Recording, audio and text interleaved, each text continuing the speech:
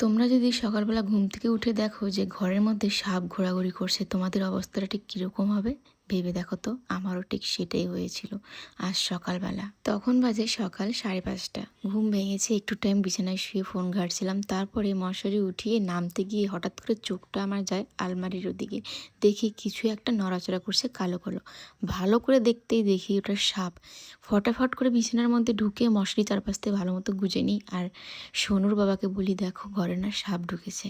ব্যাস, এটা শুনে তো ভীষণ ভয় পেয়ে যায়। আমি কিন্তু অনেকটা ভীতু, তবে তখন আমি মনের মধ্যে সাহস নিয়েছিলাম যে যাই হোক, আমার একটা ছোট বাচ্চা আছে ঘরে।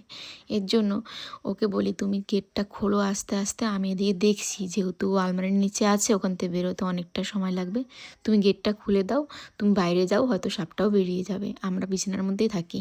কিন্তু তখন ও বলে সাপটা নাকি খাটের নিচে ঢুকে গেছে, আর আমাদেরকেও দুজনকে আসতে বলে। ওদিকে মেয়ে তো ঘুমিয়েই ছিল। আমি খুব রেগে যাই যে তুমি বেরিয়ে গেছো, আমি বের করে দিলাম তোমাকে ভালো করে, আর তুমি আমাদেরকে একা ছেড়ে দিলা। তারপরে ও গিয়ে আমাদের দুজনকে নিয়ে বাইরে বেরিয়ে আসে। আর রাস্তায় বেরিয়ে যখন আমি মাকে ফোন করি, তখন আমাদের পাশে যাদের বাড়ি আছে যে মাসিটা, এ শোনে, আমি বলি হ্যাঁ সত্যি ঢুকেছে, তখন এক এক করে সবাই ভেতরে আসে, দেখে যে সত্যি আলমারির নিচে একটা বিশাল বড় আর কি আছে।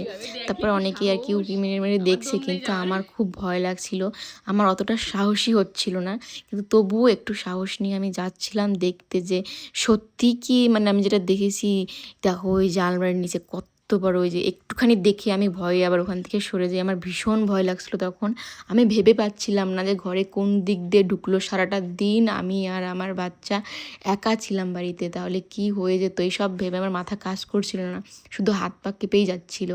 আর বিছানাটা কিন্তু ওভাবেই পড়েছিল, আর এদিকে তো লঙ্কা ধুনো হলুদ যা যাচ্ছে সব পোড়ানো হচ্ছে, কিন্তু তিনি আর বের হচ্ছে না। সকালবেলা যখন দেখছি প্রথম, তখন যা ভয় লাগছিল সে আর কি বলবো। এখন তার একটু ভয়টা কম লাগতেছে, কারণ সবাই দেখে গেল যে একদম ভিতরে বসে আছে, শুয়ে আছে আর কি। সবাইকে স্কুল পাঠানো হচ্ছে। ব্যাগ নাও, বোতল নাও, বোতল নাও, কারণ বাইরে থাকলেই না ও শুধু অত্যাচার করবে। পাশের বাড়ি একটা দিদি খাবার টাবার দিল, যাচ্ছে স্কুল। ব্যাগ নাও। ভয়ে ভয়ে ঘরে ঢুকে স্নান কমপ্লিট হয়ে গেল, সব কিছু বের করে, তাও এখনও উনি বেরই হয়নি। সেই ভোর 5:30 থেকে এখন 8:30 বাজে, এখনও বের তো হয়ইনি। ফোন করা হচ্ছে, যারা সাপ ধরে নিয়ে যায় তারা ফোনই তোলে না। তাহলে ভাবো, এত একটা রিস্কের জিনিস ঘরে ঢুকে আছে, বন দপ্তরকে ফোন করা হচ্ছে, ফোনই ধরে না। জানি না কখন বের হবে। আজকে ছিল বৃহস্পতিবার, পুজো টুজো দিয়ে আমি তাও দেখো সাহস করে করে ঘরে ঢুকে বিছানা টিছানা উঠিয়ে নিয়েছি, কারণ কতক্ষণ এভাবে থাকবে বলো। উঠিয়ে টুঠিয়ে ওখানে স্ট্যান্ডগুলো ছিল সেগুলো আস্তে আস্তে সরিয়েছি। এদিকেও বারবার ফোন করেই যাচ্ছে, কিন্তু তারা ফোন ধরছিল না।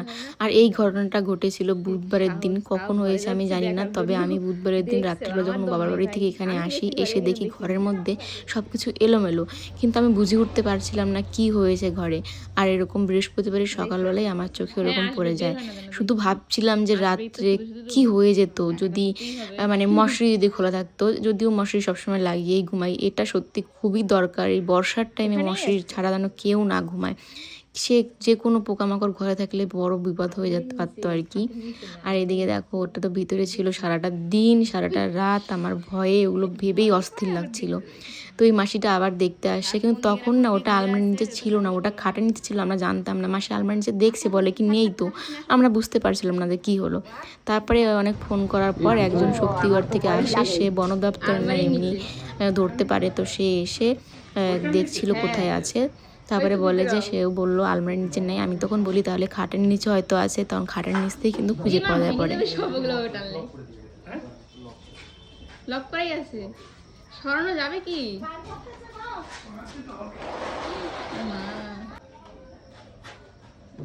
বেশ সরালে পরে পড়ে যাবে, একটু দেখুন নিচের দিকে যদি হয়, নিচের দিক দিয়ে হয় না, নিচ দিয়ে ফাঁকা তো, সরানো যাবে না তো, এটা অনেক কিছু। একটা টর্চ লাইট দাও।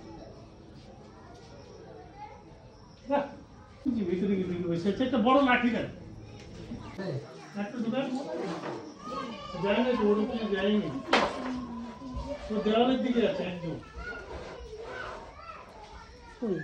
ফেলে এদিকে আনেন। খাটের নিচে ঢুকছে এখন, খাটে ঢুকছে।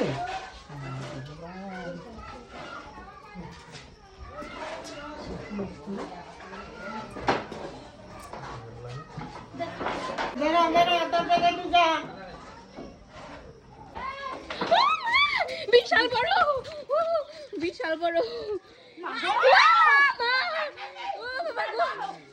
দেখি কত বড়, কোথায় পাবো? তুমি ঢোকো, আমি যেতে পারবো না।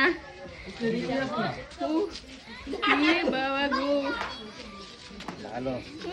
কত বড় সাপ!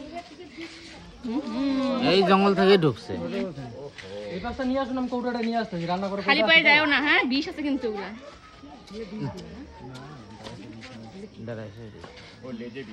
ও মা,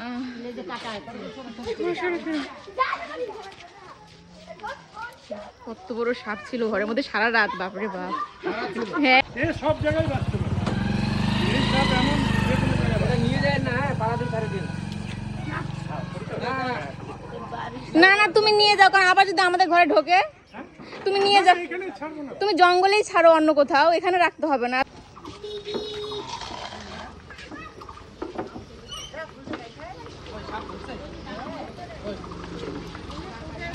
খুব বড়, এটা বলে রাখা যায় এখানটায়।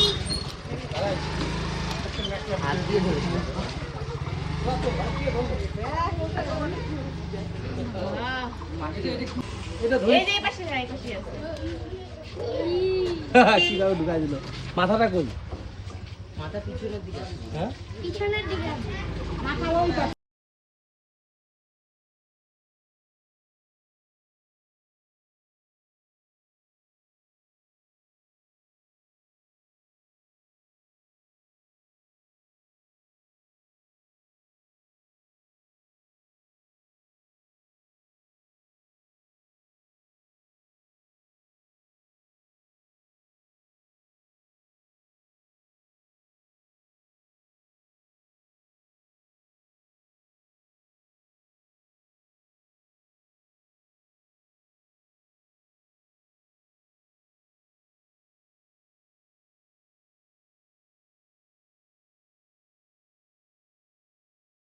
তো যদিও বলেছে পরে যে এটার কোনো রিচ ছিল না, তবে এটা না ঢুকে যদি অন্য কোনো একটা ঢুকতো তাহলে কি হতো। সারাটা দিন সারাটা রাত ঘরের ভিতরে ছিল আর আমরা একটুকু টের পাইনি। তবে অন্য যদি ঢুকতো তাহলে আমরা হয়তো বেঁচে থাকতাম না, আমরা একদম স্বর্গে চলে যেতাম। তো ভগবান আমাদের বাঁচিয়েছে, যে মানে ইশারা দিয়েছে জানলা দরজাতে খুলে না রাখি, কারণ সারা দিন রাত খুলে রাখি, তো এখন থেকে টোটালি বন্ধ জানলা দরজা খুলে রাখা। তো সবাই একটু সাবধানে থেকো, বিশেষ করে এই বর্ষার টাইমটা অনেকটা সাবধানে থেকো সবাই, কারণ এত বড় একটা ভয়ঙ্কর ঘটনা যাদের বাড়িতে ঘটে তারাই শুধু জানে। মনের ভিতরে সবসময় একটা আতঙ্ক কাজ করছে, ঘরে ঢুকতেও যেন ভয় লাগে। বিশেষ করে এই টাইমটাতে মশারি ছাড়া কেউ ঘুমিও না, সবাই সাবধানে থেকো, ভালো থেকো, সুস্থ থেকো, আর দেখে শুনে রেখো বাচ্চাদের।